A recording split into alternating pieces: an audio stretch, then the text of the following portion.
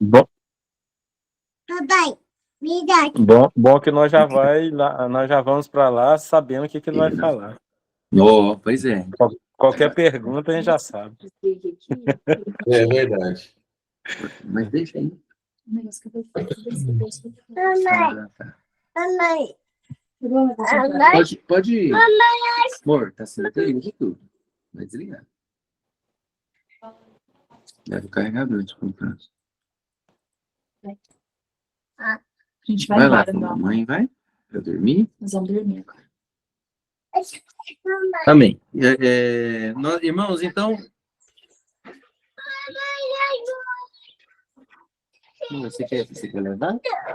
Acho que de lá pega aqui. Solta, filho. Ah, o urso, desculpa, meu amor. Desculpa.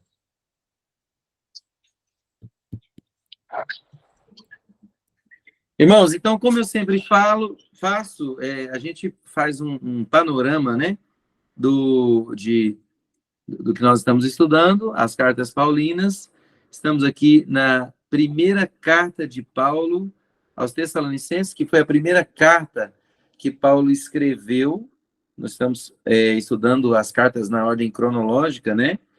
E a igreja de Tessalônica é uma igreja na Macedônia, onde foi visitada pelo apóstolo Paulo na sua segunda viagem missionária, né? A pastora Stanley também me lembrou hoje, enquanto nós conversávamos, que Filipos fica também na Macedônia. E o apóstolo Paulo já tinha visitado Filipos também. Mas o apóstolo Paulo passou por Tessalonicenses, pelos Tessalonicenses, né, em Tessalônica, pregou ali o evangelho por aproximadamente 3 semanas, aos sábados na sinagoga, deixou ali alguns crentes e foi para Éfeso, depois para Corinto, né? Passou por Bereia, e depois ele mandou Timóteo de volta para a igreja de Tessalonicenses para discipular a igreja que estava nascendo ali. Houve muita perseguição, as pessoas não queriam mudanças, né? Ali, a religião local procurou os governantes dizendo assim: aqui está tudo tão em paz, lá vem esse povo que tem causado uma bagunça no mundo, né? A fama dos cristãos era essa, de estar causando ali uma revolução no mundo, né? E depois dessa perseguição, Timóteo voltou, se encontrou com Paulo, e nessa ocasião, Paulo escreveu a carta aos Tessalonicenses. Carta essa que tem 2 pilares fundamentais. Primeiro, era baseado no que a igreja tinha de dúvida naquela época. Primeira verdade, primeiro pilar que Paulo trouxe na primeira carta: a divindade de Cristo. De fato, Jesus era o Filho de Deus, morreu, ressuscitou, e era ele, através dele, com seu poder, que estava operando todos os milagres que haviam sido operados. O segundo pilar da carta é a questão do arrebatamento e da segunda vinda de Cristo. Por quê? Porque era natural que a igreja ouvisse de que Jesus ia voltar, e o tempo foi passando, talvez ali, essa carta foi escrita, acho que no ano ali de 49, entre 40 e 50, e era natural que já havia passado 10 anos, talvez 20, da morte de Jesus. E Jesus falava que iria voltar. A igreja de Tessalônica se preocupou pelo fato das pessoas estarem morrendo e não se encontrarem com Cristo. Então havia essa preocupação na igreja. Poxa, Jesus vai voltar. Mas e o povo que morreu? E minha avó que morreu? E minha mãe que morreu? Ela não vai se encontrar com Cristo? Esse era o medo do povo, a dúvida. Então Timóteo trouxe.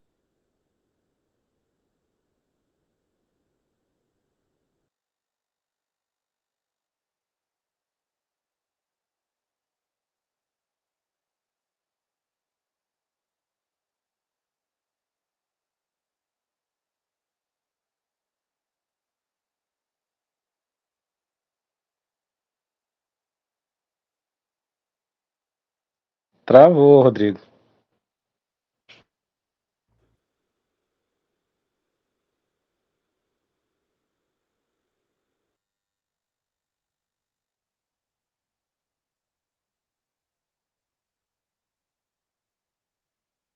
Estão me ouvindo? Agora sim. Deu uma falhada? Grande. Ah, tá. Vamos ver se vai dar certo aqui. Então, é isso. Vou passar para o pastor Stanley e ele tem a liberdade aí de... Bom que o Stanley tem um arsenal de textos bíblicos e a relação entre eles, e o Stanley está totalmente à vontade para isso. Vamos lá então, meus irmãos. Graça e paz. Amém. Graça e paz. Vamos lá, irmãos. Eu amo falar sobre Apocalipse, né? E eu estava olhando aqui alguns áudios gravados de aulas que eu dei em 2017, né? De 2 anos antes da pandemia, né? 3 anos antes da pandemia. E é muito bacana. Eu gosto demais de estudar o livro de Apocalipse, de ler Apocalipse. Às vezes eu tiro uma tarde, por exemplo, esses dias eu estava deitado na rede lá na chácara, depois do almoço, falei, rapaz, vou ler Apocalipse. Peguei o livro do primeiro, li todo o livro de Apocalipse. Então é maravilhoso. E hoje nós vamos falar especificamente sobre arrebatamento. Irmãos, eu tenho assim muito material para passar. A aula vai até 9h30, é isso? É 9h30, não é? Isso. Tá, então, conforme vocês forem tendo dúvidas, quiserem fazer perguntas, pode ficar à vontade para poder me interromper, tá? Mas eu quero ver se eu consigo passar todo esse material para vocês hoje. Eu vou compartilhar minha tela aqui. Só um minuto, por favor.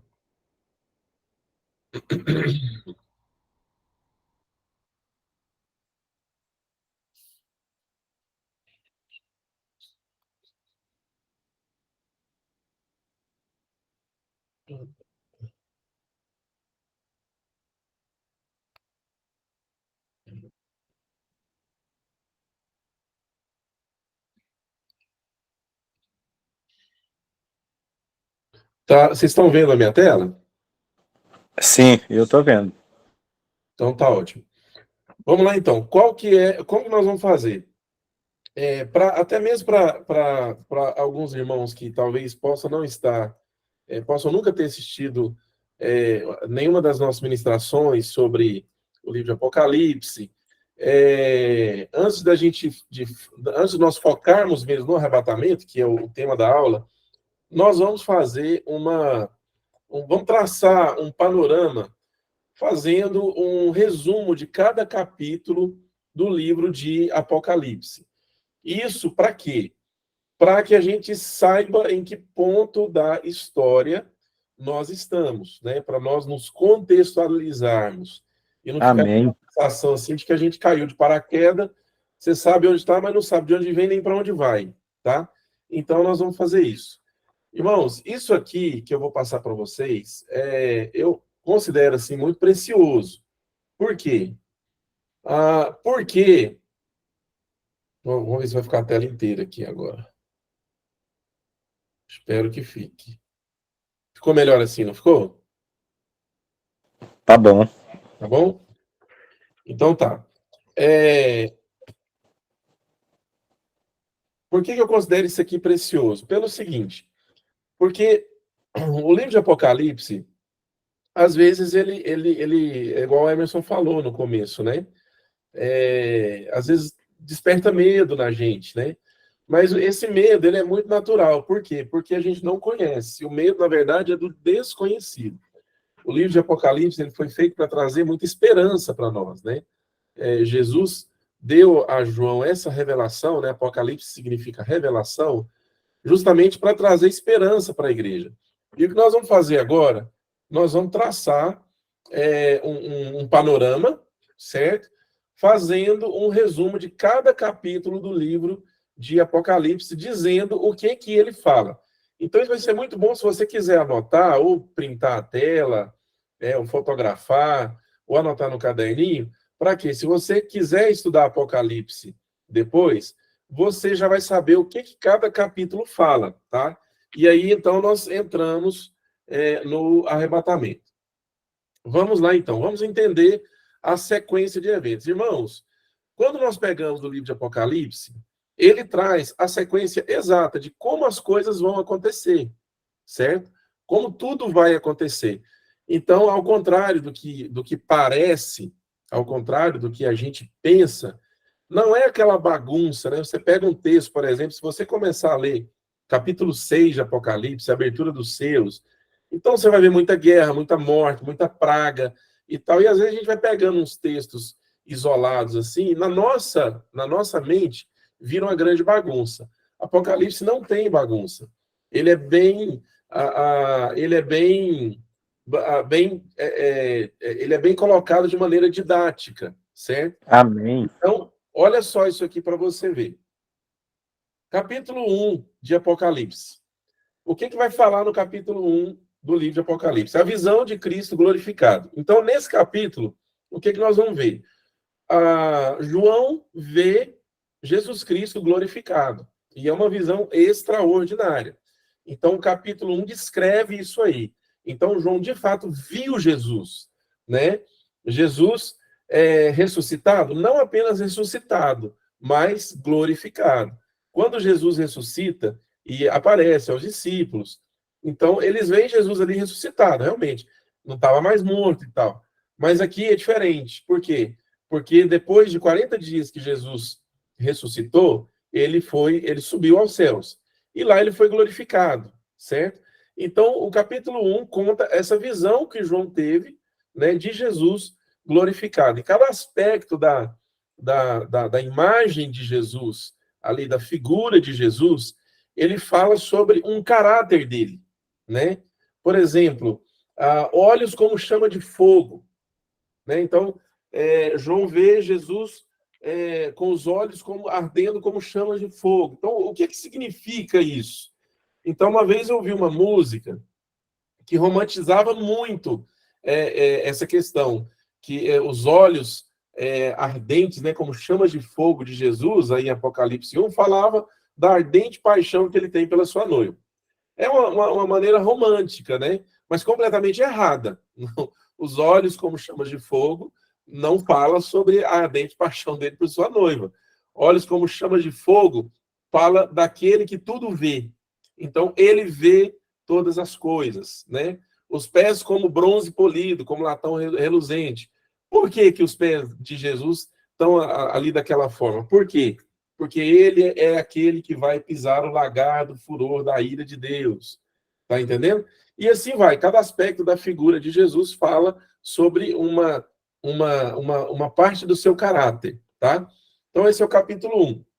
Capítulo 2 e 3 de Apocalipse. O que é? Uma projeção profética da igreja. Então, quando você lê os capítulos 2 e 3 de Apocalipse, que são as cartas às 7 igrejas, né? Deixa eu ver se eu lembro de todos aqui. Éfeso, Esmirna, Pérgamo, Sardes, Tiatira, Filadélfia e Laodiceia. Então, ali é uma projeção profética da igreja, né? O que a igreja do Senhor Jesus iria passar, qual o contexto dela ao longo de toda a sua história, desde o dia em que nasceu, ali em Atos capítulo 1, versículo 8, no livro de Atos ali, no capítulo 2, que fala da descida do Espírito Santo, até o dia em que a igreja ela é arrebatada, tá? Então, isso é o que fala os capítulos 2 e 3. Capítulo 4 é o tema da nossa aula. O que fala no capítulo 4 de Apocalipse? Arrebatamento da igreja. Tá? Então, ali no capítulo 4, você vai ver sobre o arrebatamento da igreja e também o tribunal de Cristo. O que é o tribunal de Cristo? É o julgamento das nossas obras, né? Todas as nossas obras, elas serão julgadas, tá? As obras do crente, tá, irmãos? Então, isso não é para definir se o crente vai continuar no céu ou se ele vai para o inferno. Não, de maneira alguma. Isso é para definir galardão, a recompensa dele, tá? Então, esse julgamento, ele vai acontecer no capítulo 4. Aí, irmãos, tem uma coisa muito interessante que acontece aqui no capítulo 4. No capítulo 4 do livro de Apocalipse, o livro de Apocalipse tem 22 capítulos. O capítulo 4 é o último capítulo, antes do 19, é o último capítulo em que é usada a palavra igreja. tá? Então, dos capítulos 1 até o capítulo 4, no original, escrito em grego, nós vamos ver várias vezes a palavra igreja. Dos capítulos 5 até metade do capítulo 19, você não vê nenhuma vez a palavra igreja, tá? Por quê que você não vê nenhuma vez a palavra igreja? Porque a igreja não está mais na terra. A igreja está no céu. Depois, Amém.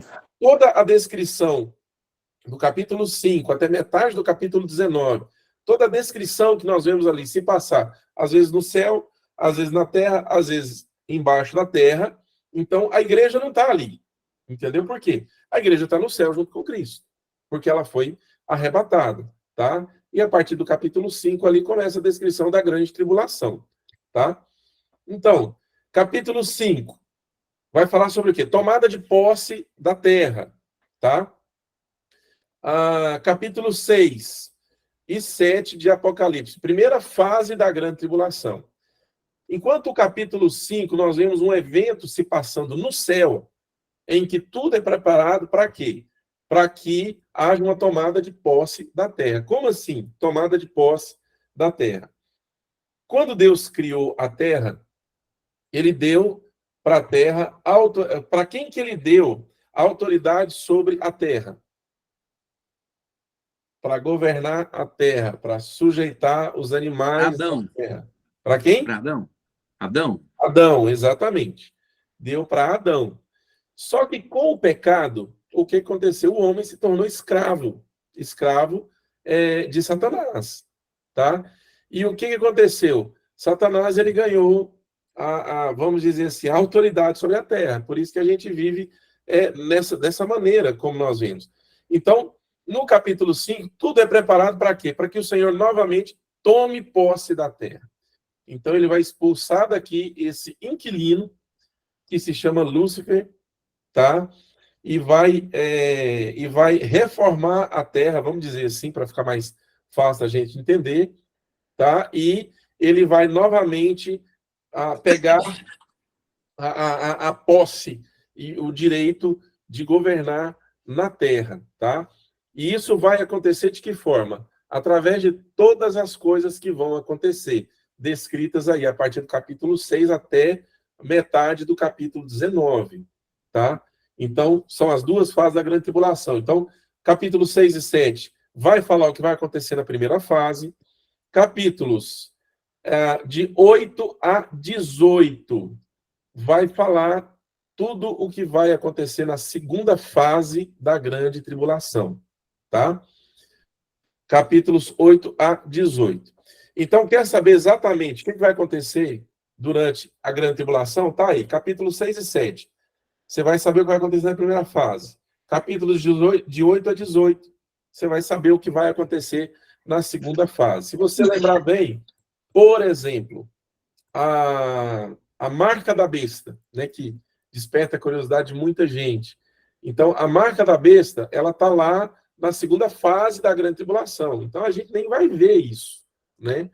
Agora, é claro que a gente vai ver o que? Avanço na tecnologia, maneiras de realmente colocar alguma coisa no seu corpo para controlar você, ou para mostrar que você faz parte de um governo, esse tipo de coisa. A gente vai ver a tecnologia avançando para esse lado, tá?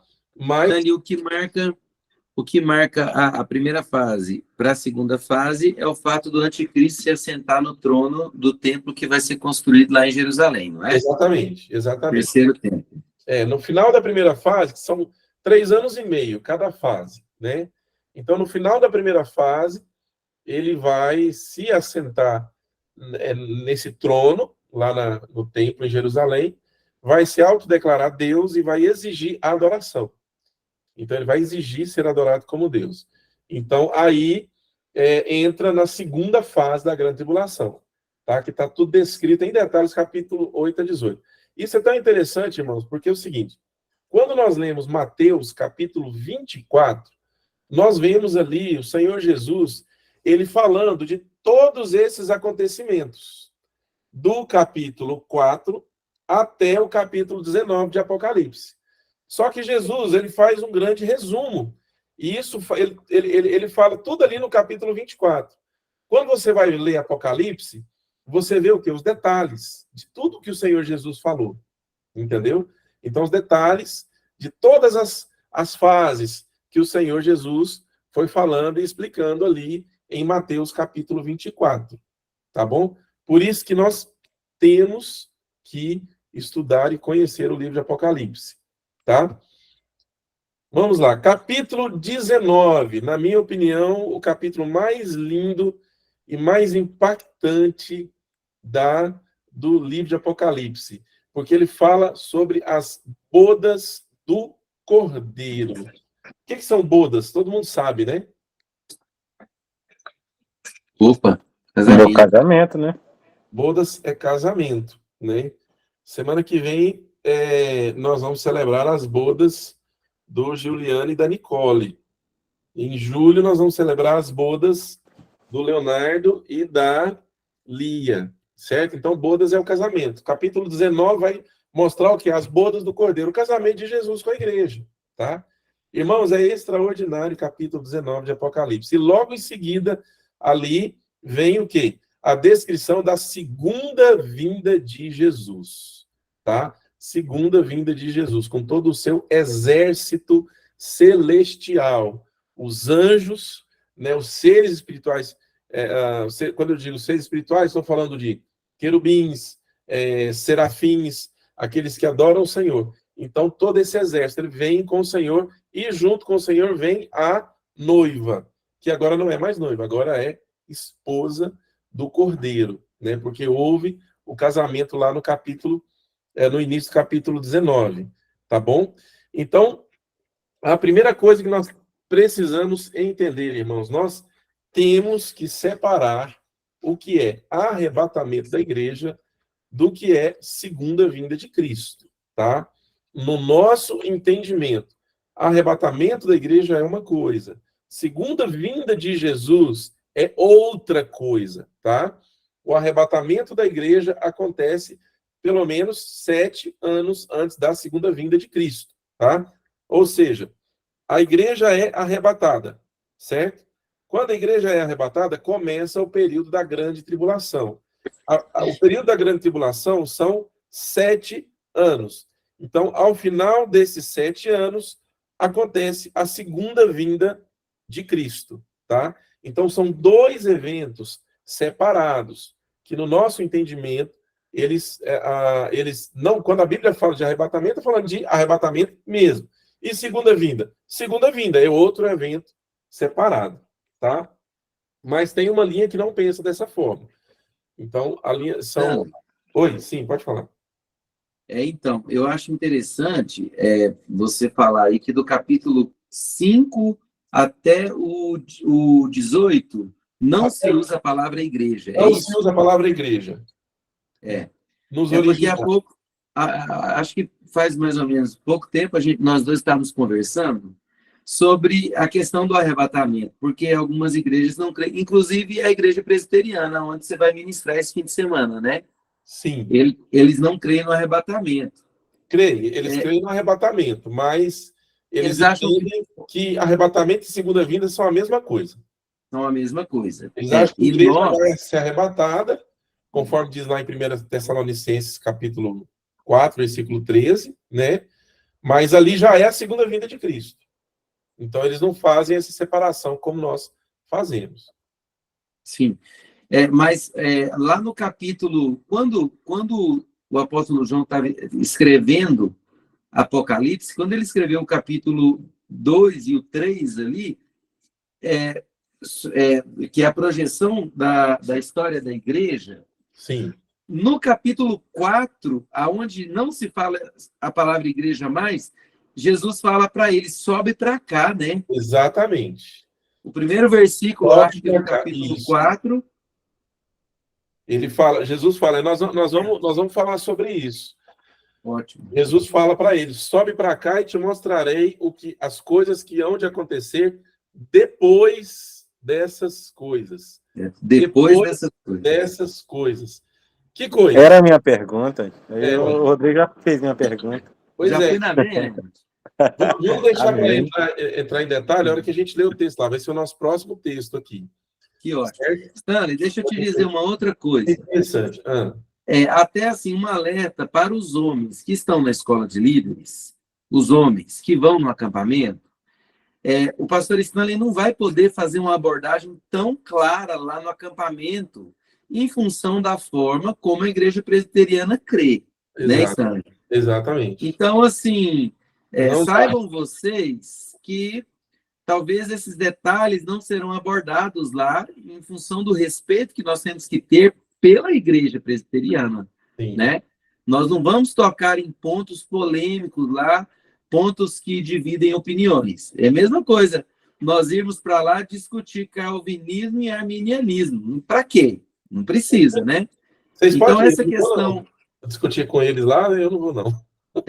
Então, essa questão do Apocalipse, irmãos, principalmente os homens que vão no retiro, entendam isso, né? O pastor Estela não vai poder abordar isso lá claramente, porque, de fato, eles não creem e nós não queremos criar um problema com eles, um mal-estar. Então, já vou dizer assim, façam suas perguntas aqui na escola, tá? Ou então no particular depois, né? No particular, isso, para a gente não criar um problema com os irmãos. Ok, homens? Dá um okzinho, pelo menos aí nas mensagens, só para a gente saber sobre isso aí.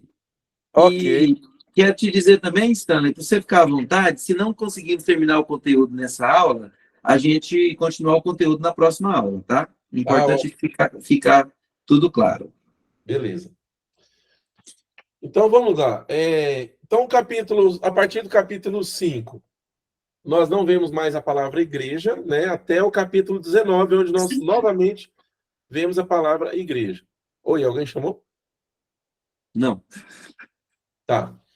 Então, tá bom. Vamos para os 2 últimos capítulos de Apocalipse. Então, nós temos aí o capítulo 20, que é uma descrição de 2 eventos importantíssimos, que é o milênio, né? É o período de 1000 anos que o Senhor Jesus vai reinar pessoalmente na terra, cumprindo o que está escrito lá em Lucas, no capítulo 2, quando o anjo Gabriel vai anunciar para Maria que ela que ela ficaria grávida, né?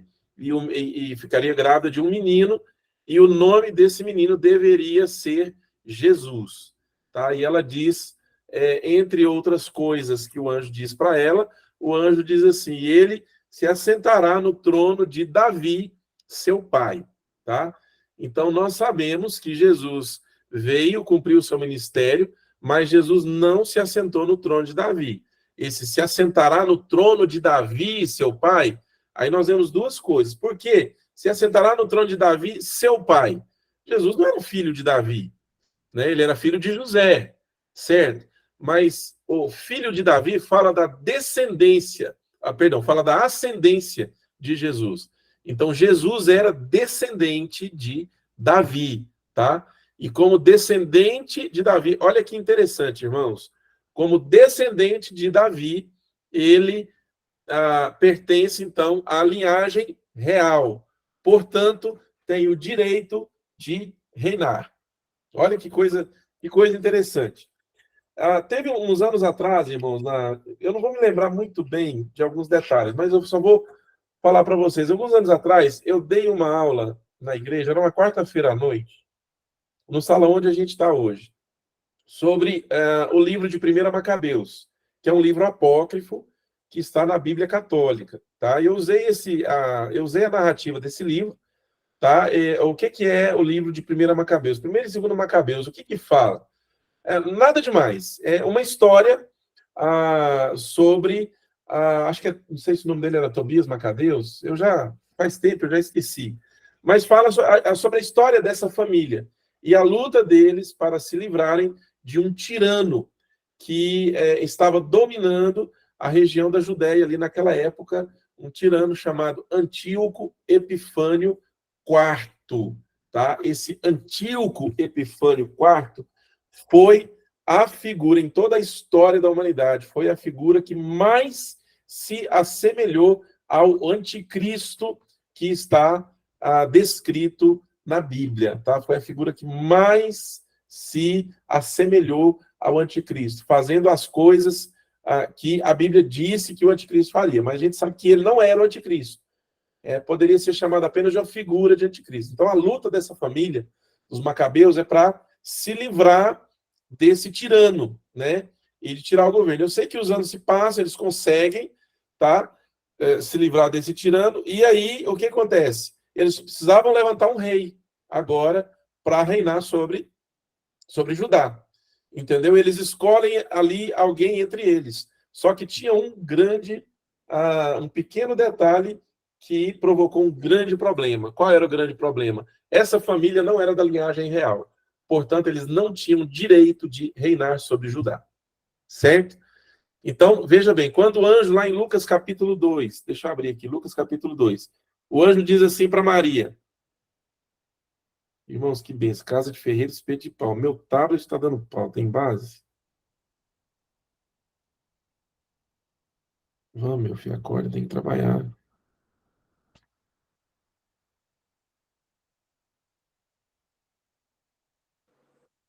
Lucas capítulo 2, se quiser eu leio aqui. Olha, leia aí, por favor, o meu tablet aqui se recusa. Ó, o nascimento, anjos e pastores... Não, Deixa eu ir para a deve Bíblia. ser capítulo 1. Achar o texto. É o texto onde o anjo fala para Maria que ela vai ser mãe. Eu tenho marcado aqui na minha Bíblia, eu acho rapidão aqui. Porque a gente fica querendo usar a tecnologia e às vezes a gente leva na cara. No 6º mês, foi o anjo Gabriel enviado da parte de Deus para uma cidade da Galileia chamada Nazaré. Isso. Pode ler mais para frente. Lá onde o anjo vai falar para ela. A virgem desposada. A virgem chamava-se Maria. Isso. E entrando o anjo aonde ela estava, disse: alegra-te, muito favorecida és, o Senhor é contigo. Mas o anjo lhe disse: Maria, não tem... Ela, porém, ao ouvir essa palavra, perturbou-se muito e pôs-se a pensar no que significava essa saudação. Mas o anjo lhe disse: Maria, não temas, porque achaste graça diante de Deus. Eis que conceberás e darás à luz a um filho, a quem chamarás pelo nome de Jesus. Este será grande e será chamado Filho do Altíssimo. Deus, o Senhor, lhe dará o trono de Davi, seu pai. Olha só, aí. E continua. Ele reinará para sempre sobre a casa de Jacó. O seu reino não terá fim. Olha aí, tá vendo? Então, olha só. Jesus, irmãos, não reinou. Jesus não reinou. Jesus, quando ele começou o ministério, ele começou a pregar o quê? Começou a pregar a vida eterna, o perdão dos pecados, pela fé nele, né? Então, foi o que ele fez. Depois ele foi crucificado e morreu. Depois de 3 dias, ele ressuscitou. E 40 dias depois, ele foi para o céu. Ele subiu para o céu. Então, a minha pergunta é: Jesus reinou? Sim ou não? Não. Ainda não, né? Reinou. Não reinou, tá? Então, o texto aqui fala: o Senhor Deus lhe dará o trono de seu pai Davi. Por que seu pai Davi? Por quê? Porque Jesus era da linhagem real, diferente lá de Tobias Macabeus. Aquela família, eles não eram da linhagem real, eles não poderiam reinar sobre Judá, apesar de ter reinado, mas era um reinado que não foi reconhecido, entendeu? Eles não tinham direito daquilo lá, certo?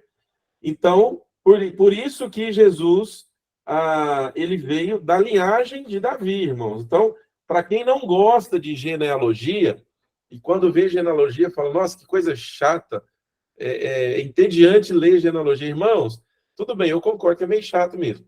Mas presta atenção, quando você lê a genealogia, você está vendo ali uma linhagem que é importantíssimo saber. Por exemplo, eu sei que Raabe, a meretriz, lá do livro de Josué, que ela creu nas coisas que os espias falaram para ela, que a cidade seria destruída. Como que era o nome da cidade? Jericó, certo? Então, ela ela foi salva juntamente com os que estavam na casa dela.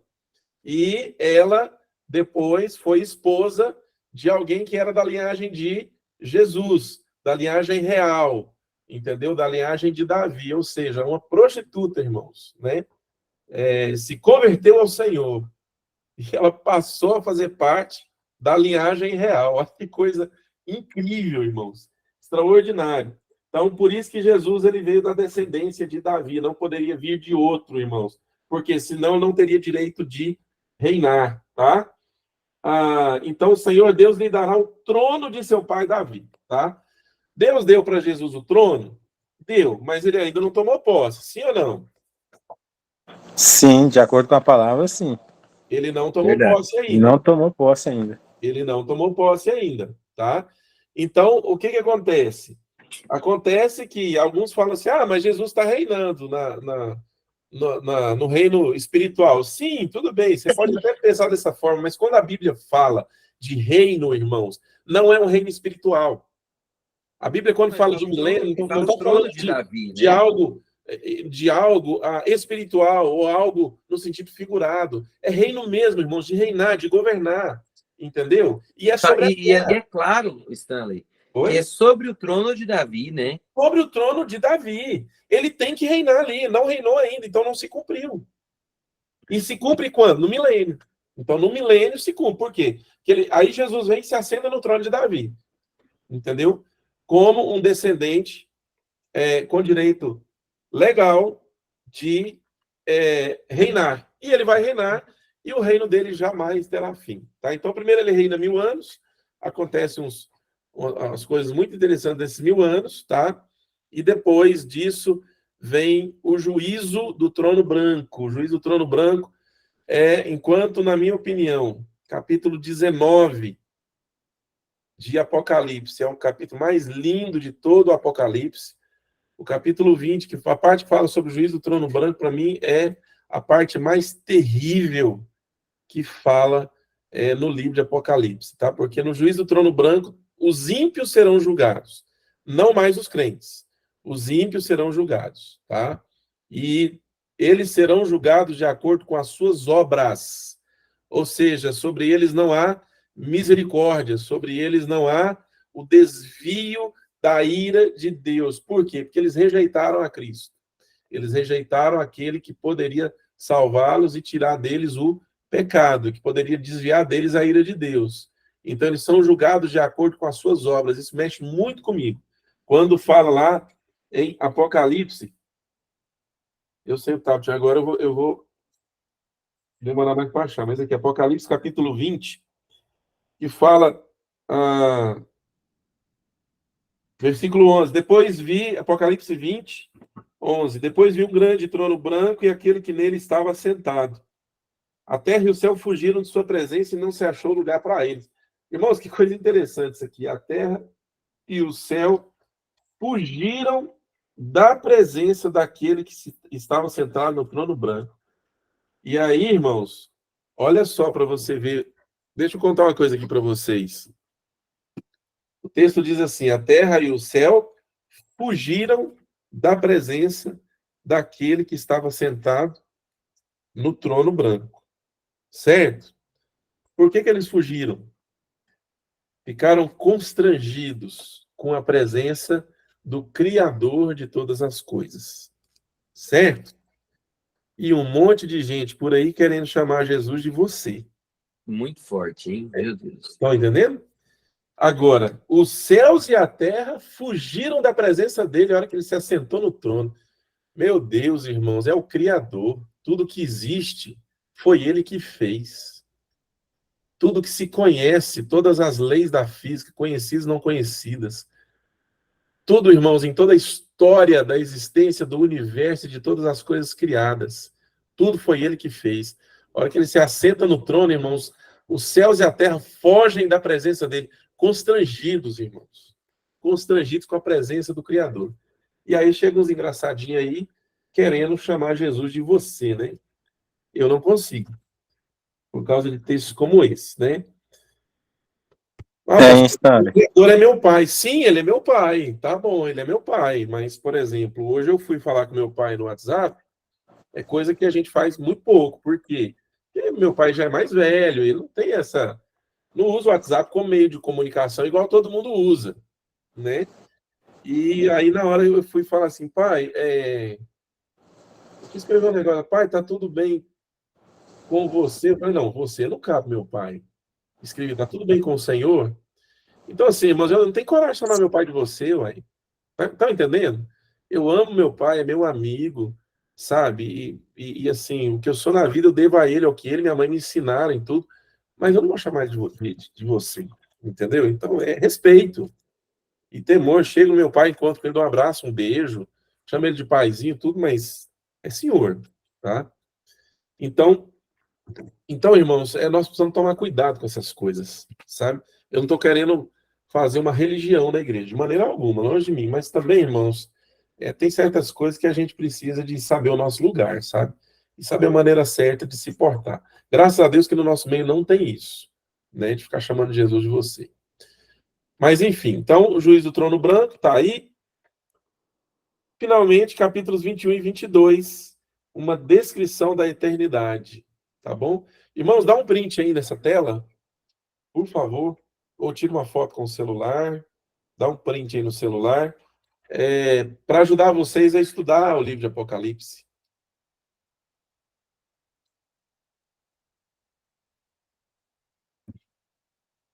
Ok? Vamos em frente, meus irmãos? Stanley, Sim. e o bom é que a gente fala Deus é o Criador, e no livro de Provérbios, capítulo 8, fala que Jesus era arquiteto. Então, não tem jeito não, né? Já não tem como. É verdade. Rapaz, você vê os céus e a terra foge da presença dele, moço. Pesado. E uma cena dessa, rapaz, difícil até da gente imaginar, né? E aí, aqui diz assim, ó. Vi também os mortos, grandes e pequenos, em pé diante do trono. E livros foram abertos. Isso aqui que acaba comigo, irmãos, ó. Outro livro foi aberto, o livro da vida. Os mortos foram julgados de acordo com o que tinham feito, segundo o que estava registrado nos livros. Livros foram abertos e também o livro foi aberto, né? Vários livros, né? Mas o livro, né? O livro da vida. O livro da vida foi aberto. Bom, vamos lá em frente. Irmãos, tem uma coisa muito interessante aqui que eu vou mostrar para vocês. Eu vou levar aqui até o arrebatamento, só para a gente ver. Nós fizemos aqui uma linha do tempo. Então, vocês imaginam que nessa linha do tempo, o ano zero aqui é o nascimento de Cristo. Vocês estão vendo aí? Tá vendo? Não, tá parado naquele quadro ainda. Tá no quadro ainda?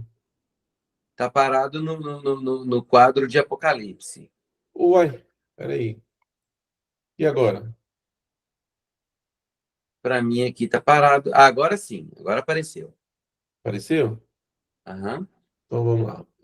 Start from current slide. Então vamos lá. É só para a gente entender aqui o seguinte. Vamos colocar aqui, ó, no ano zero é o nascimento de Cristo, certo? Essa linha do tempo, nossa, ela começa no nascimento de Jesus. Vamos colocar aqui rapidão, eu não vou entrar em muitos detalhes, não, porque senão a gente vai ficar muito tempo aqui. Mas é só para vocês saberem em que ponto da história nós estamos, tá? Então, ano zero, nascimento de Cristo, tá? Ano 33. O que nós escrevemos aqui? Morte e ressurreição de Cristo, Pentecostes, né? Nascimento da igreja, e aqui começa o período da igreja de Éfeso, tá? Então, o período a igreja de Éfeso fala desse período aqui, que começa no ano de 33, tá? Então, tá aí o balãozinho. Começa aqui o tempo da igreja, tá bom? Então, é muito importante a gente entender essa expressão, tempo da igreja, tá? Muito importante a gente entender isso, tá? Depois, nós temos o ano 64. Por que o ano 64? Aqui no ano 64, nós já entendemos que começa um outro período. É o período da igreja de Esmirna, que é a igreja perseguida, tá? Por que ano 64? Por que não 62, 63? Primeiro, irmãos, esse número, ele é aproximado. É impossível saber um número exato. Segundo, o que se estuda na história, a partir do ano 64, se intensificou muito a perseguição à Igreja de Cristo, tá? Então, por isso que a gente entende que ali começou o período representado pela Igreja de Esmirna, ali em Apocalipse, capítulo 2, versículo 8, até o versículo 11, tá? Por quê? Ali foi o período de Nero, né? E vários outros governantes, assim, que, nossa, eles entraram com tudo para destruir a igreja, né? Na história conta-se que Nero iluminou as ruas de Roma, botando fogo nos cristãos. Quem já assistiu aquele filme Paulo, Apóstolo de Cristo, vê que bem no comecinho ali, quando Lucas está indo visitar Paulo na prisão, ele tem que se esconder e ele vê alguns cristãos fincados em estacas, tiveram piche jogado sobre eles e tacaram fogo. E tinha uns até que ainda não tinham morrido direito. Uma coisa horrorosa, irmãos. Então, tudo começou a partir daqui desse ano, tá? Depois nós chegamos no ano 313, representado pela igreja de Pérgamo. Por quê? Porque nesse período, Pérgamo ali fala, irmãos, de uma união entre a igreja e o Estado, tá? Uma junção entre cristianismo, política e paganismo, tá? Então, ali vai falar do período de Constantino, por exemplo, que determinou que o Império Romano era cristão, era a religião oficial do Império, ordenou a conversão de todos os cidadãos do Império Romano, eles tinham que frequentar a igreja, né? E agora eles iam na igreja por quê? Porque eram obrigados pelo imperador, né? E os bispos, os pastores, os líderes da igreja começando a ser pressionados, né? E talvez aquele negócio assim, né, irmãos? Mais gente na igreja, presta atenção no que eu estou falando, irmãos, ó. Mais gente na igreja, aumenta o quê? Aumenta o quê, irmãos? O dízimo. Aumenta o dízimo. E o dízimo maior, o pastor pode viajar com mais frequência, pode ter algumas coisas boas.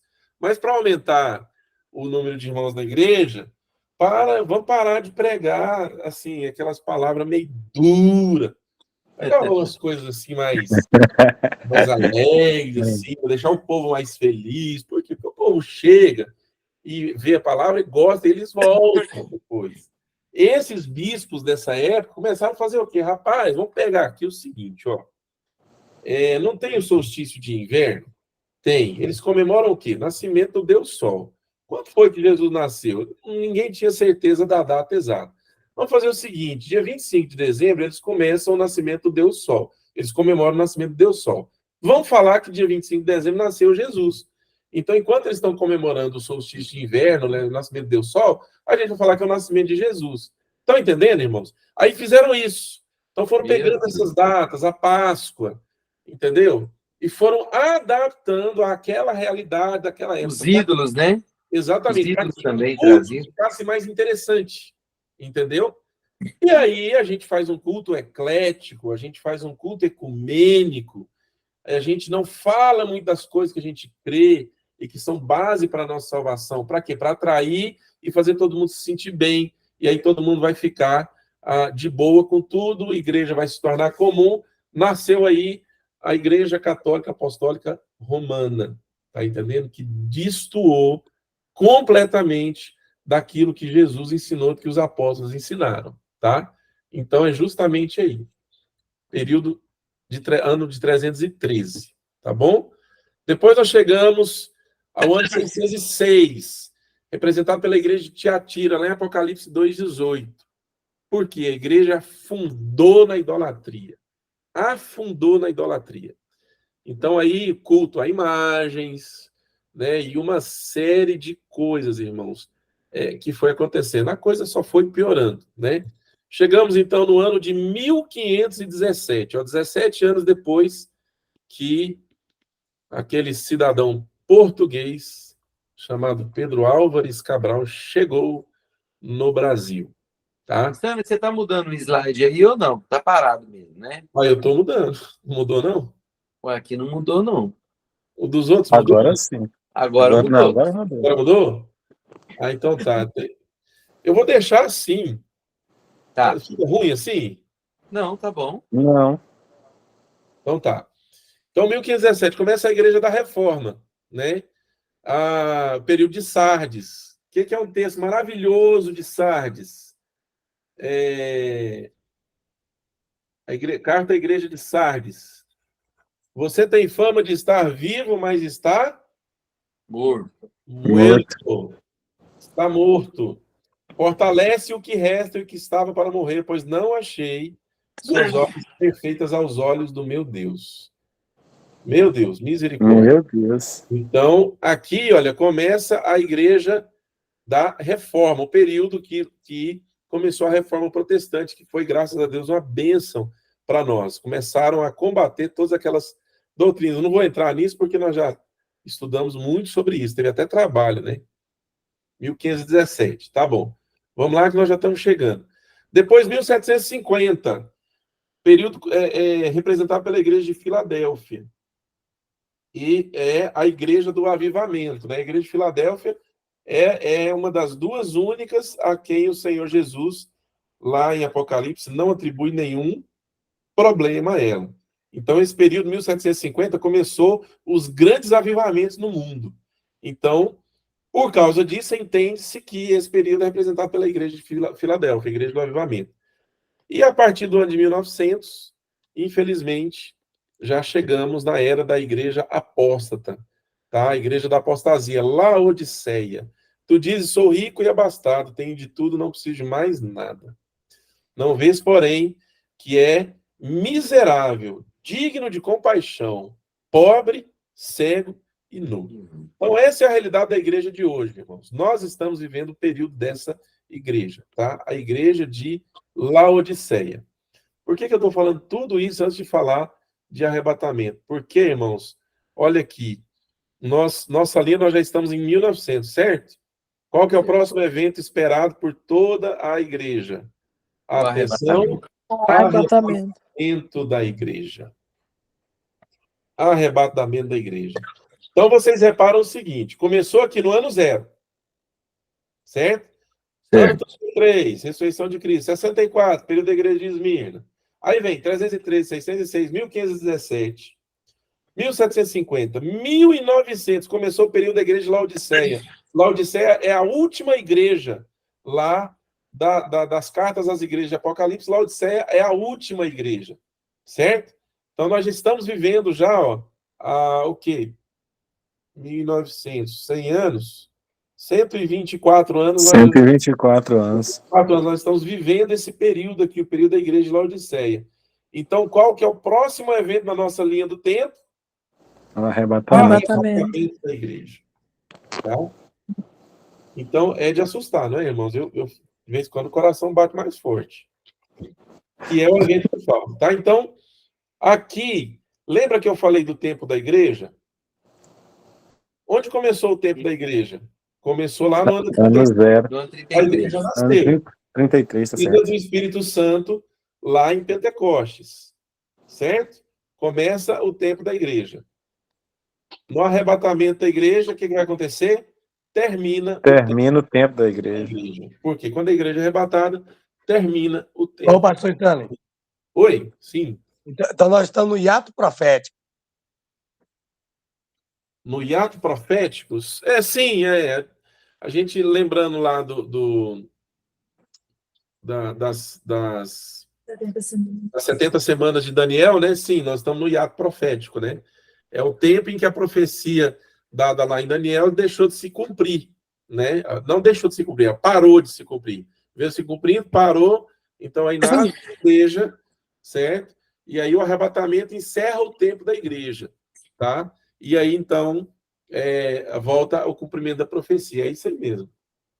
Ou seja, tá às portas aí. Pronto, qualquer hora a trombeta ressoa. Hein? Trombeta soar, exatamente. Então, irmãos, primeira lição, assim, primeiro ponto importante sobre o arrebatamento da igreja. O arrebatamento da igreja encerra o tempo da igreja aqui na Terra. Tá bom? Beleza? Amém. Muito bom. Vamos lá, então, irmãos, agora. Oi, sim, pode falar. Então, encerra o tempo da igreja. Então, E isso é tratado até Apocalipse capítulo 3. E, de fato, do 4 até o 18, não se fala mais sobre igreja. Não. Entendemos que a igreja não está na terra mais. Entendemos que a igreja não está na terra mais, exatamente. E também, no início do capítulo 4, Jesus fala para o apóstolo João: sobe para cá e te mostrarei as coisas que irão acontecer, né? Que é onde... Exatamente. Vamos lá, vamos abrir lá em Apocalipse, capítulo 4. Apocalipse 4, versículo 1. Deixa eu ver aqui. Que agora que eu vou começar a falar sobre arrebatamento. Eu acho que eu consigo projetar esse texto aqui na tela.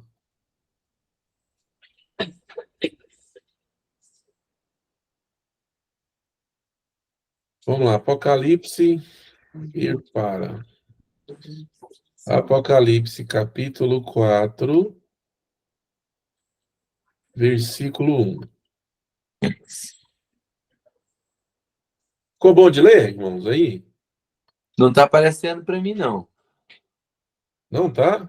Não mudou, não. O meu continua no Apocalipse 19. A segunda vinda de Cristo. Rapaz, será que deve ser... Mas a minha internet, cara, eu troquei a internet. Deixa...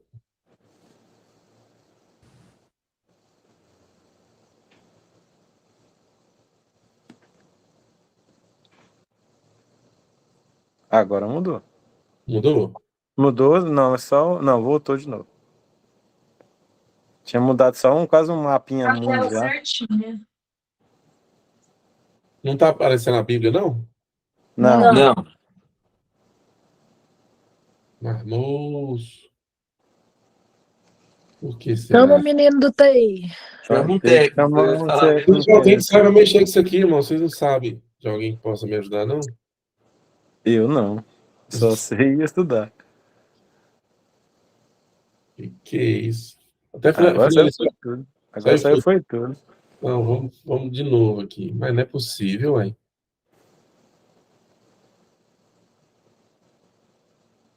Agora apareceu Agora a Bíblia. deu. Bíblia? Aí, beleza. Então tá bom.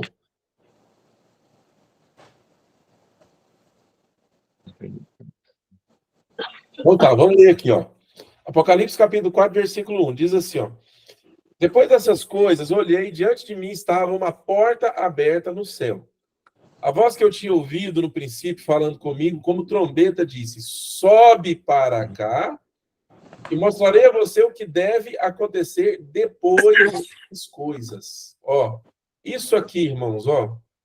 Mostrarei a você o que deve acontecer depois dessas coisas. Irmãos, isso aqui você tem que sublinhar na sua Bíblia, tá? Por quê? Porque está na cara. O que está na cara?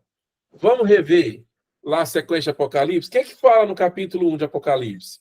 A revelação de Jesus Cristo. O que é que fala nos capítulos 2 e 3? Cartas às 7 igrejas. Ou seja, eu sei que os capítulos 2 e 3 de Apocalipse estão falando do tempo da igreja. Certo? Certo. Certo.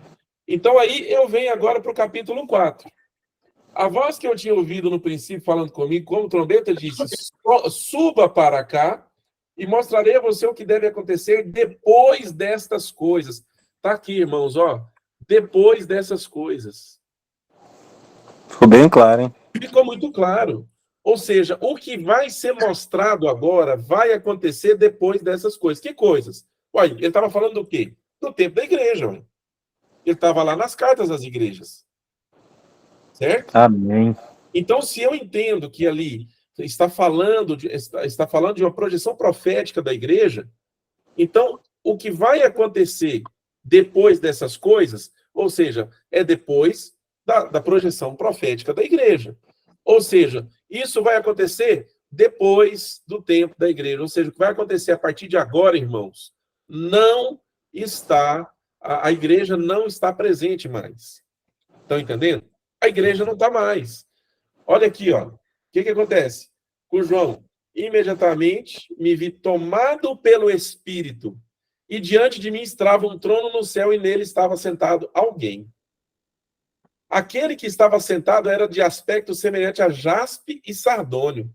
Um arco-íris, parecendo uma esmeralda, circundava o trono, ao redor do qual estavam outros 24 tronos, e assentados nele havia 24 anciãos. Eles estavam vestidos de branco, e na cabeça tinham coroas de ouro. Do trono saíam relâmpagos, vozes, estavam acesas 7 lâmpadas de fogo, que são os 7 Espíritos de Deus. E diante do trono havia algo parecido com um mar de vidro, claro como cristal. Moisés viu isso aqui, irmãos, ó. Lá em Êxodo, quando Moisés vai se encontrar com Deus, ele e alguns líderes de Israel, ele vê de longe isso aqui, o mar de vidro na frente do trono. Moisés viu isso aqui, engraçado, a descrição é a mesma, né? Para você ver. Aí o povo fala que a Bíblia é inventada, né? Para você ver. No centro do trono, ao redor do trono, havia 4 seres viventes cobertos de olhos, tanto na frente como atrás.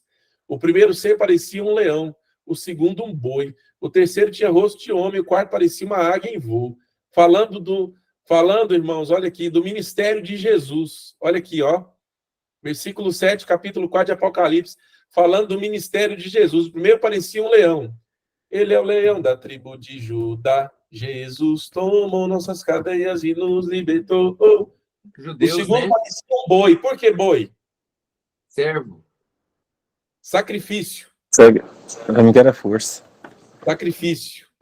Servo, né? Sacrificavam bois, né? Lá no altar sacrificavam bois. O terceiro rosto como de homem. Por que Grego. como de homem? Porque ele é Deus e é homem ao mesmo tempo. Estão entendendo, irmãos? Amém. Sim. Olha só, presta atenção. O arrebatamento, irmãos, aqui nós cremos que há uma menção ao arrebatamento da igreja, tá? Então, olha só, imediatamente me vi tomado pelo Espírito e diante de mim estava um trono no céu. Ou seja, como que o arrebatamento vai acontecer? É no abrir e fechar de olhos, irmãos. É muito rápido, tá? Nós vamos ser tomados pelo Espírito Santo. Vamos lá para Apocalipse, para 1 Tessalonicenses, capítulo 4. 1 Tessalonicenses. Marcos. Lucas. Homem. Mateus. Primeira- Leão da tribo de Judá, né? Capítulo 4. Stanley, Oi. essa visão aí de boi, homem, de leão, homem, boi e águia, lembra os 4 evangelhos também, né? Sim, faz uma referência aos 4 evangelhos. Porque para os judeus, Jesus era o leão da tribo de Judá, como ele é apresentado em Mateus.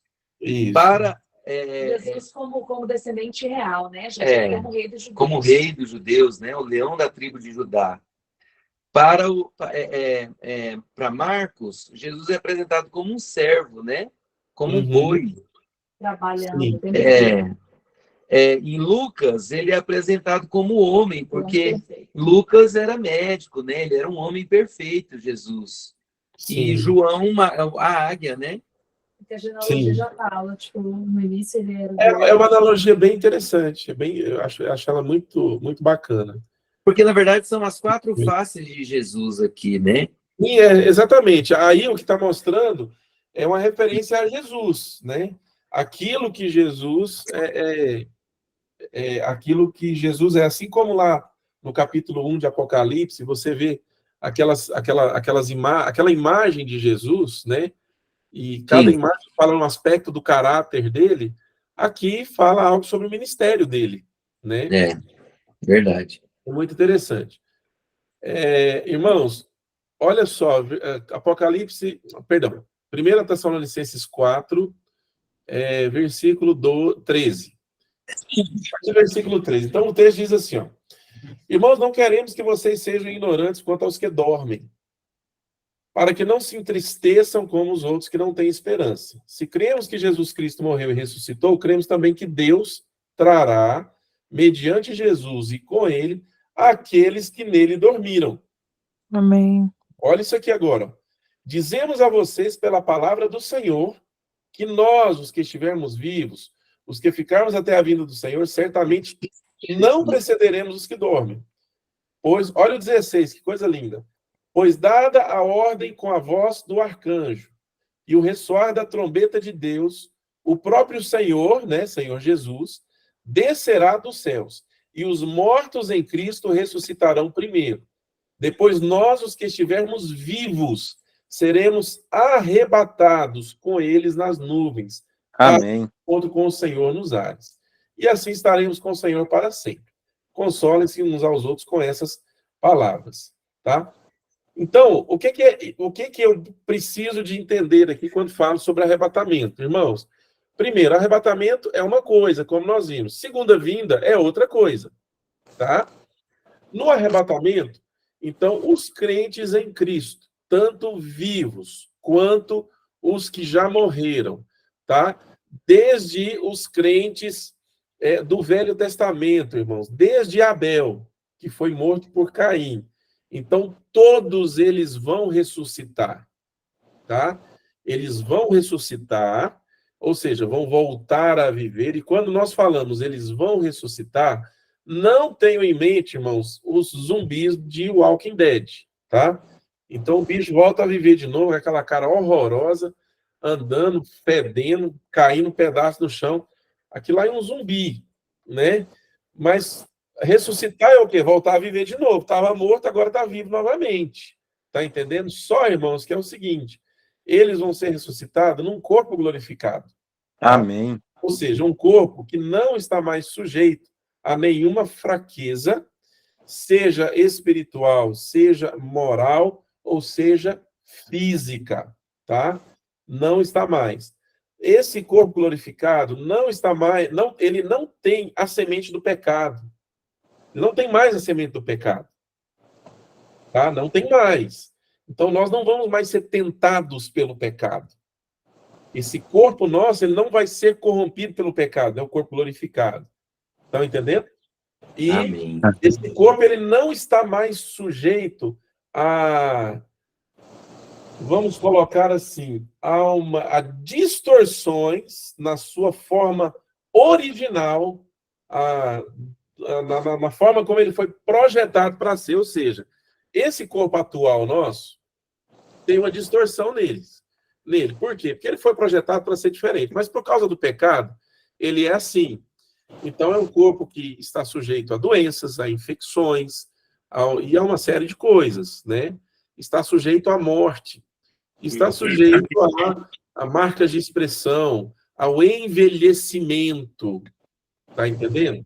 O corpo glorificado não é assim. O corpo glorificado não está sujeito a nada disso, tá? Amém.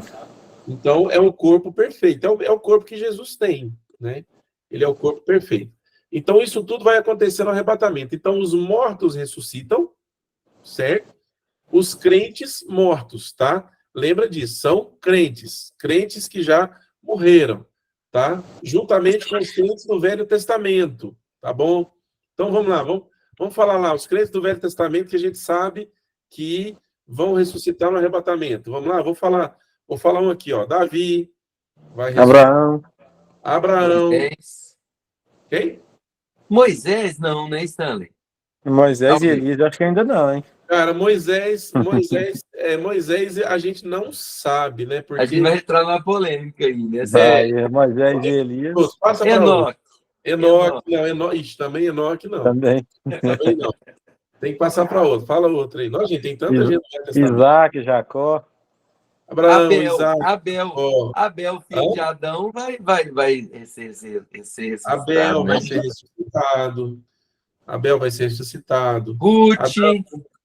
Ruth, Boaz, Jó, Raabe. quem mais? Raabe, estava aqui tentando... Josué, Caleb, enfim, dos crentes do Velho Testamento. Os crentes do Novo Testamento, vixe, aí é uma infinidade, né? Então, são mais difícil, hein? irmãos queridos nossos, né? Os apóstolos vão ser todos ressuscitados, o apóstolo Paulo, João, os 12, né?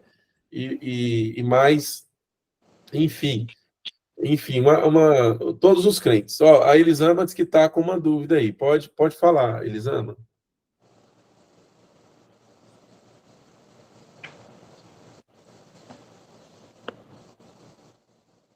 Ela deve estar escrevendo no chat. Enquanto ela escreve, eu vou... Ela colocou aqui, Stanley, assim, ó, uma dúvida. Mas estes não ressuscitaram quando Jesus ressuscitou? Pois ouvi pregar que quando Jesus desceu ao inferno, muitos ressuscitaram com ele. Fiquei em dúvida. Não, esses não ressuscitaram com Jesus. Os que ressuscitaram na ressurreição de Jesus, alguns ressuscitaram juntos. Alguns ressuscitaram juntos. Alguns foram vistos. Agora eu tenho que achar esse texto aqui. Peraí, que eu tenho ele anotado aqui. Só um minutinho. A Bíblia não diz quem são, mas não são os crentes do Velho Testamento, tá? Na verdade, Stanley, o que ocorreu quando Jesus desceu ao Hades e voltou, que nós cremos, foi ele ter trazido cativo o cativeiro. Porque o Hades era um lugar separado no inferno, não é? Isso. Isso o Hades era um lugar separado do inferno. Então, até Jesus, todos os que morreram iam para o Hades. Era um lugar de descanso, porém, era um lugar, não era o paraíso. Nós vemos isso. Nós vemos isso quando Jesus conta ali sobre Lázaro, né? Que Lázaro estava de um lugar e do lugar que Lázaro estava, ele conseguia ver os crentes. E tanto que ele pediu para que enviasse pessoas para pregar para os familiares dele, né? Irmãos, Jesus falou que eles tinham os profetas. Então, só abrindo um parênteses aqui, ó. Olha o que eu vou falar na próxima aula. Ixi, vai estar aparecendo de novo. Então, assim, o que Jesus trouxe consigo quando desceu ao inferno foi o Hades. Para quê? Para levar todos os que estavam no Hades para o paraíso, que é o lugar para onde Jesus levou também o ladrão da cruz.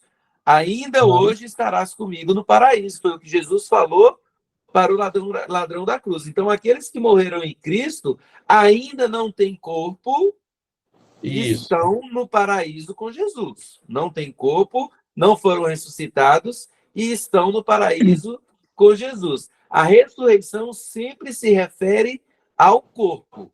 Ao corpo. Ressurreição está ligado ao corpo físico.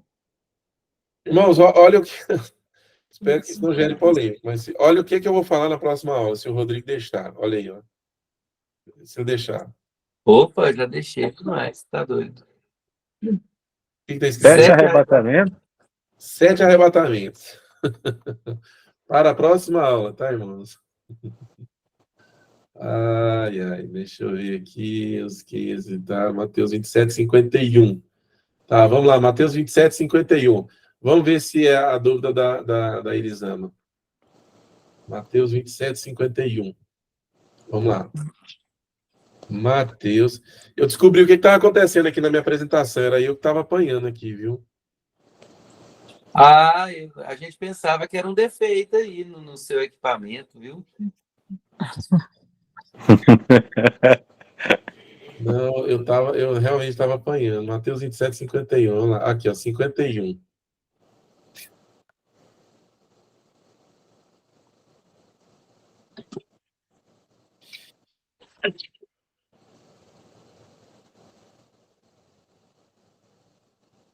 Mateus 28, 27, 51. Olha aqui, ó. Na morte de Jesus, não foi nem na ressurreição dele, foi durante a morte. Ó, depois de ter bradado novamente em alta voz, Jesus entregou o Espírito. Naquele momento, o véu do santuário rasgou-se em 2 partes de alto a baixo. A terra tremeu e as rochas se fenderam. Presta atenção nisso aqui, ó. Os sepulcros se abriram e os corpos de muitos santos que tinham morrido foram ressuscitados. Entendeu? Então, aqui acontece uma ressurreição. Aconteceu essa ressurreição aqui no momento em que Jesus morreu, tá? Quem são essas pessoas? Bom, A Bíblia não diz quem são essas pessoas, tá? Agora, olha só o versículo 53. E saindo dos sepulcros depois da ressurreição de Jesus... Olha, saindo dos sepulcros depois da ressurreição de Jesus. Eles morreram de novo. Que fala depois da ressurreição de Jesus, né? Depois eles morreram todos. E saindo dos sepulcros depois da ressurreição de Jesus, entraram na cidade santa e apareceram a muitos. Tá vendo? Olha, muitas pessoas viram essas pessoas aqui que ressuscitaram. Irmãos, a Bíblia não dá detalhes, não diz quem são essas pessoas que ressuscitaram, tá? Na minha opinião, não são crentes do Velho Testamento, não são lá da Abraão, Isaac, Jacó. Acho grupo. que se fosse, a Bíblia trataria o nome deles, né? Com certeza. Eu acho que são pessoas, enfim, daquele tempo ali, alguns que andaram com Jesus, né? Discípulos de Jesus, eles eram todos crentes em Jesus, né? E a Bíblia só faz essa menção, não fala mais nada a respeito dessas pessoas aqui. Stanley, eu creio que pela força espiritual da morte de Jesus ali, ocorreu esse fato mesmo, como está relatado aqui, mas são pessoas que ressuscitaram e provavelmente morreram depois de novo, ou de causas naturais. Igual Lázaro, né? Isso. Como Lázaro ressuscitou e depois morreu aquela de novo. menina. Porque a Bíblia não fala que esses mortos aqui ressuscitaram e foram para o céu. A Bíblia não fala isso, né? Não fala. Inclusive fala que eles ressuscitaram e foram entraram na procurar cidade, os parentes, né? Ou seja, eles foram trazidos para o plano terreno novamente. Eles não foram para o céu. Muitos santos que tinham morrido foram ressuscitados. E saindo dos sepulcros depois da ressurreição de Jesus. Isso aqui aconteceu depois da ressurreição de Jesus. Agora, presta atenção. Irmãos, essas coisas que nós estamos discutindo aqui, veja bem. Primeiro, isso aqui não é doutrina, tá? E segundo, tem muita coisa aqui que é entendimento nosso. Isso aqui não é claro também, né? Não é base para salvação, tá? Nós só jamais discutiríamos se é verdade ou não que a salvação é somente mediante a fé em Jesus Cristo, não é por obras, por exemplo. Isso aí nós vamos discutir. Por quê? Porque isso aí é inegociável, entendeu? Nós cremos assim, pronto, acabou. Isso aí é base para salvação, tá? Agora, isso aqui que a gente está vendo não é base para salvação. Alguém pode pensar diferente? Pode pensar diferente. O que tem? Nada, não tem problema nenhum. Aqui a gente só fica no campo da opinião. Na minha opinião, pode ser que eles tenham ressuscitado em corpos glorificados, tá? Porque foi depois da ressurreição de Jesus. Olha aqui, ó. Tá? Depois da ressurreição de Jesus. O que aconteceu com eles? Duas coisas. Se ressuscitaram em corpos naturais, como aconteceu com Lázaro, como aconteceu com a filha... A filha filho da mulher da viúva. O filho da viúva de Sarepta. Se for em corpos naturais, eles morreram novamente. Talita Cume. Isso. Mas se foi em corpo glorificado, então eles têm que ter sido arrebatados. Quando Jesus ele aparece para as mulheres, para Maria, ele fala, não toque em mim, porque o meu corpo ainda não foi glorificado. Pode ser que esses corpos também estejam sido ressuscitados igual Jesus. Jesus não ressuscitou diretamente num corpo glorificado. A Bíblia fala que ele não foi ressuscitado assim, já no corpo glorificado. Não dá essa clareza para nós. Talvez essas pessoas também foram assim. Não, foi sim. Quando Jesus ressuscitou, já foi no corpo glorificado. Porque é a mesma ressurreição pela qual nós vamos passar. Tá entendendo? Mas ele fala que ele não tinha ido para o Pai ainda, né? Ele fala que ele não tinha sido... ele fala que não me toque ainda porque eu não fui santificado. É um negócio assim. Acha lá o texto, fazendo um favor. Mas ele já ressuscita no corpo glorificado, tá? Por quê? Porque Jesus é a primícia dos que dormem. Então, quando Jesus ressuscita, já é o corpo glorificado, tá? Ele não tinha comparecido diante do Pai, né, para fazer a expiação dos pecados e tudo aquilo que ele tinha que fazer lá, conforme a lei. Mas ele já estava no corpo glorificado, sim. Porque esse corpo glorificado, ele é no momento da ressurreição, entendeu? E é a mesma ressurreição pela qual nós vamos passar. A ressurreição de Jesus aí, nesse caso, é um modelo para nós. Amém.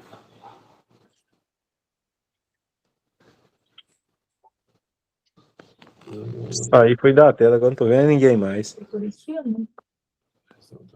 Ele fala que a Pepe ainda não tinha ido pro pai. Como que é?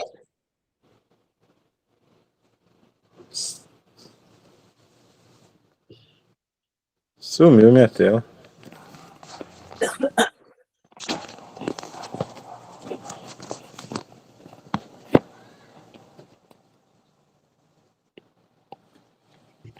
Tô vendo aqui.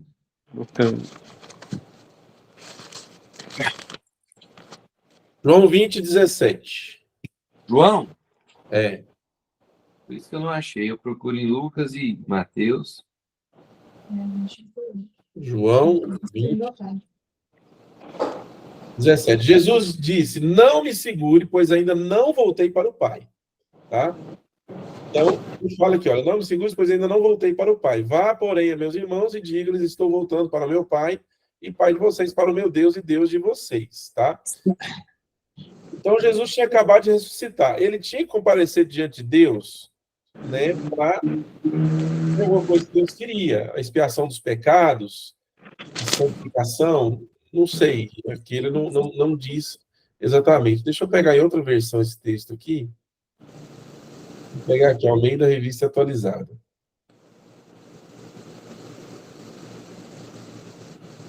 Fala a mesma coisa. Recomendou-lhe Jesus: não me detenhas, porque ainda não subi para meu Pai. Mas vai ter com os meus irmãos e diz-lhes: subo para meu Pai e vosso Pai, para meu Deus e vosso Deus. Tá?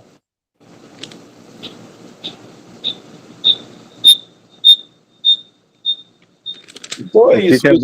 O que é bom de tudo isso é que nós sabemos que Jesus foi morto, foi ressuscitou, e nós vamos morrer, vamos ressuscitar com ele e vamos todos para o céu. Exatamente. Amém. Oi? Amém. Falei aqui, ó, Jesus morreu, ressuscitou. Então, se nós cremos nele, nós vamos morrer e ressuscitar e morar com ele no céu, do mesmo jeito que ele está lá. Amém. Exatamente. Amém. Stanley, vamos deixar para a próxima aula, que o conteúdo está riquíssimo. Vamos. São assuntos que jamais nós tratamos em púlpito, com visitantes, então eu acho que isso é proveitoso demais para a escola, né? Amém. Mas, nossa, vamos em frente. Eu quero falar São assuntos que a gente jamais vai abordar na igreja, né? Não é preparado para isso. Acho que a função da escola é isso mesmo, nós tratarmos de coisas que necessitam estudo mesmo, né? Forma isso, de exatamente. enxergar, forma de crer, né? Exatamente. Depois, na próxima aula, a gente vamos ler vários textos que falam sobre o arrebatamento, o que acontece no arrebatamento, né? E vamos falar sobre isso aqui, ó. Isso aqui, irmãos, o que eu mostrei para vocês lá sobre 7 arrebatamentos. Isso aqui é uma curiosidade, tá, irmãos? Assim, não vai entender, o pastor nosso disse que vai ter 7 arrebatamentos. Não falei nada, vocês é que estão inventando aí. Vamos falar com a minha boca, não estou falando nada. Porque isso aí é uma curiosidade, irmãos, porque você vai estudando a Bíblia e a gente vai vendo algumas coisas. Eu consegui anotar a descrição, eu consegui anotar 7 textos na Bíblia que falam de arrebatamento. E não só arrebatamento da igreja, tá? Então, 7 arrebatamentos que estão descritos ali na Bíblia, tá?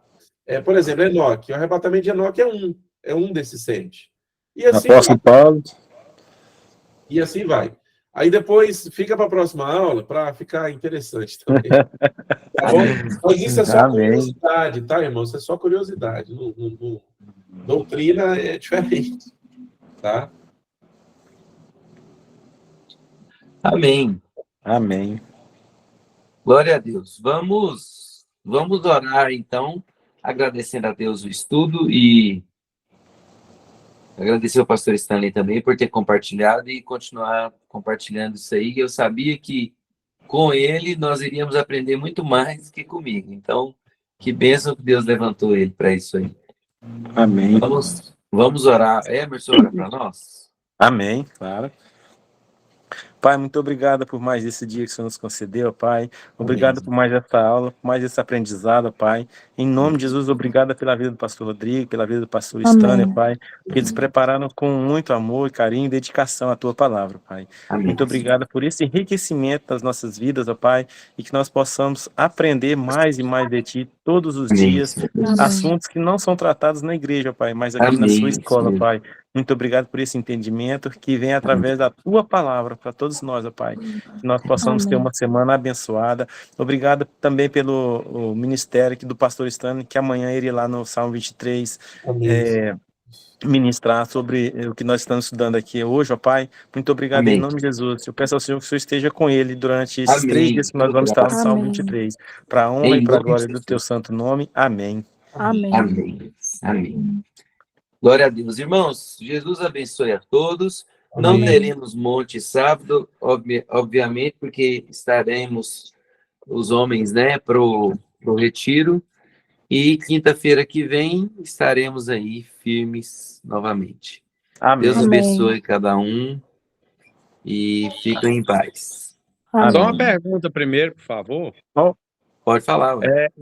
Amanhã que horas que vai lá começar lá no retiro? Lá começa com o jantar, né? O jantar é servido por volta das 7, 6h30, 7 mais ou menos.